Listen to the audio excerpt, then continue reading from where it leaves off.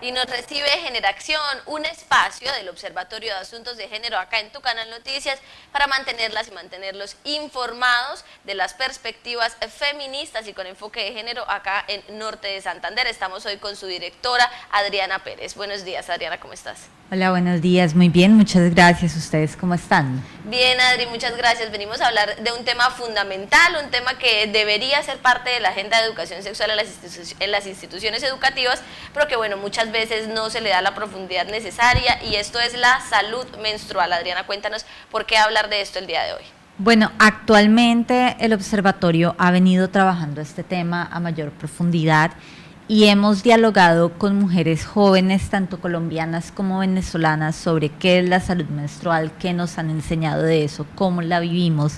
Y hemos visto un componente que se repite y es la vergüenza, el temor, la culpa asociada a la menstruación, es decir, asociada a esos momentos del mes donde estamos sangrando, al punto de que nos lleva a no poder cumplir nuestras actividades con regularidad por el temor a que se note que estemos en ese momento de la menstruación y que entonces nuestro principal objetivo sea ocultarlo. Esto es bastante delicado, esto no es solo un tema de que se quedan unos sentimientos personales de vergüenza, sino que conlleva a que muchas jóvenes, por ejemplo, no asistan a sus instituciones educativas, no asistan al colegio, y eso implica un detrimento, por ejemplo, del derecho a la educación. Adriana, ¿y cuáles son los principales retos en materia de abordar este tema, por ejemplo, frente a los establecimientos educativos? Sabemos que las mujeres no solo somos la mitad de la población, sino que en la mayoría de los casos, incluidos los establecimientos educativos, somos mayoría. Se podría intuir que debería ser un tema fundamental, pero ¿cuál crees tú que son los retos? ¿Por qué en pleno 2022 todavía hay niñas y mujeres que se sienten avergonzadas de hablar de su menstruación? Bueno, yo creo que existe mucha desinformación para hablar de salud menstrual, y eso conlleva a que se siga viendo desde el estigma y desde el prejuicio, desde la vergüenza, desde la culpa, desde el asco. Y no es solo algo que lo vemos algunas mujeres, sino que las mismas instituciones educativas lo ven de esa manera. Por ende, lo que nos han dicho las compañeras con las que estamos abordando este tema es que a nivel de institución educativa no se aborda. Muchas chicas llegan a edades más avanzadas con pleno desconocimiento de qué es lo que está ocurriendo con ellas, y esto debe ser un asunto fundamental que se debe abordar en todo lo que son las clases de educación sexual y reproductiva, pero también incluso de biología. Esto es bastante importante. Cabe resaltar acá también que no somos las mujeres, no somos las únicas que menstruamos. Los hombres transgéneros, las identidades no binarias también menstruan, y sobre los procesos que ellos viven hay aún un mayor silencio. Entonces es importante empezar a abordar esto, pero no solo desde un componente biologicista, es decir, qué es lo que pasa al interior del cuerpo, qué es lo que pasa con los órganos, sino verlo también como un asunto y una discusión social que, si no se da con información científica actualizada, fundamentada en el cumplimiento de derechos, tiene un detrimento material sobre la vida de muchas personas, especialmente de muchas mujeres. Adriana, y detrás de cámaras comentábamos que la última encuesta de Pulso Social arroja que hay muchísimas mujeres en el país y personas menstruantes que no tienen acceso a productos de higiene para, digamos,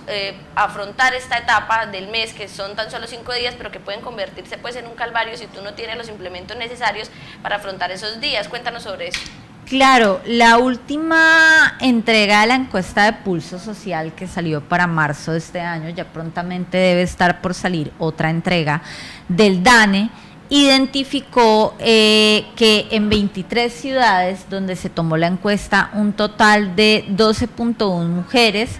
han tenido dificultades para adquirir los productos para la gestión del sangrado menstrual a raíz del empobrecimiento y la precariedad económica en las que viven. Esto es bastante delicado. Estos son mujeres que no cuentan ni con toallas, ni con tampones, mucho menos con copas, y que recurren a gestionar el sangrado con, por ejemplo, trapos de cocina, papel, incluso papel periódico, o son mujeres que precisamente por estas dificultades para conseguir estas herramientas deciden quedarse al interior de sus casas durante todo el ciclo menstrual, y eso entonces implica un detrimento a su derecho de salud, a su derecho de educación, a su derecho de trabajo, a su derecho de autonomía. En esta encuesta de pulso social no se mencionan las ciudades donde se ha presentado esto, principalmente, pero en la entrega anterior, que corresponde, si bien creo que es al mes de enero, sí se mencionó, y mucho ojo acá, porque Cúcuta era la primera ciudad donde las mujeres estaban enfrentando esta precariedad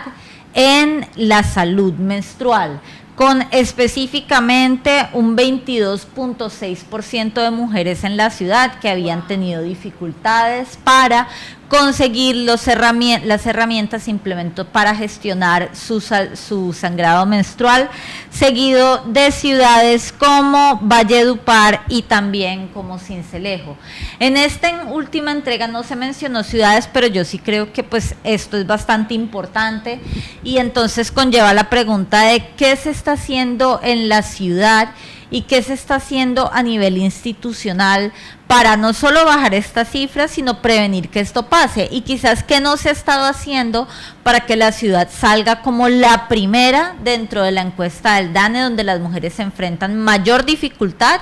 y que esto implica una pobreza menstrual, que es una pobreza menstrual, no solo significa que yo tengo dificultades para conseguir estas herramientas, sino también todo lo relacionado a una salud menstrual digna. Por ejemplo, calmantes para el dolor, analgésicos, ibuprofenos, incluso tés, botellas, las bolsas de agua, donde esta carencia implica un detrimento de mi derecho a la educación, a la libre movilidad, al trabajo. Entonces, pues sí es bastante alarmante ver que esto se ha presentado en la ciudad, que la ciudad es la primera que puntea las encuestas.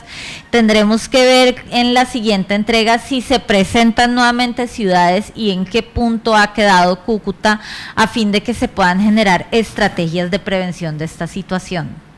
Adriana, y una de las tareas del observatorio que han asumido de forma, digamos, muy abierta es hacer recomendaciones en articulación con distintas instituciones para poder mitigar estas necesidades. Desde tu experiencia estudiando este tema y al interior del observatorio, ¿qué recomendaciones puedes hacer para que bajemos incluso a una cifra esa cantidad de ese porcentaje de personas menstruantes que no tienen acceso a productos de higiene menstrual? Bueno, yo sí creo que es importante que en el derecho a estas menstruaciones libres y dignas se vinculen los distintos sectores sociales, es decir, esto es un tema de salud, pero es un tema también de educación, es un tema de trabajo. Por ejemplo, la Corte Constitucional, a través de varias sentencias, ya voy a leer cuáles son porque tienen distintos códigos de la sentencia, perdónenme, acá la sentencia C-117 de 2008 y la sentencia C-102 de 2021 ya hizo un paso muy grande, y es hacer inexequible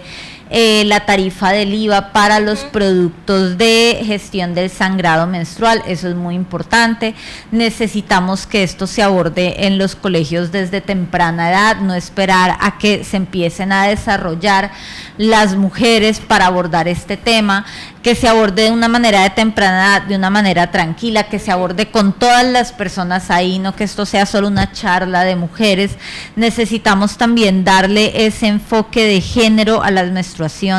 para entender que esto es un asunto que no solo vivimos las mujeres, sino viven también las identidades trans, como los hombres trans y las personas no binarias, y tener unos enfoques específicos para ellos y ellas. Necesitamos que este sea y se vea como un tema de derecho también, de garantía de distintos derechos, porque en el momento en que empiece a fallar este punto, entonces muchos otros aspectos de nuestras vidas se van a ver en detrimento, y eso implica incluso un mayor empobrecimiento para las personas. Entonces, esto lo que significa es que necesitamos esfuerzos mancomunados para hablar de unas y garantizar unas menstruaciones dignas, y necesitamos también empezar a a entender que la salud menstrual no es únicamente algo que ocurre cuando estamos sangrando, sino durante todo nuestro ciclo menstrual, para ver que no solo necesitamos garantizar un sangrado en dignidad, sino todo un ciclo menstrual, es decir, todo un mes en dignidad donde tengamos información actualizada, información científica, donde tengamos información libre de estigmas y de prejuicios y donde nos demos cuenta de que esto no es sencillamente una charla biológica, sino ante todo una charla social y de derechos. Pues a Adriana Pérez, directora del Observatorio de Asuntos de Género, muchísimas gracias por acompañarnos en esta mañana acá en Tu Canal Noticias para hablar de un tema que es fundamental, la salud menstrual. Muchísimas gracias, Adriana. A ustedes, muchas gracias.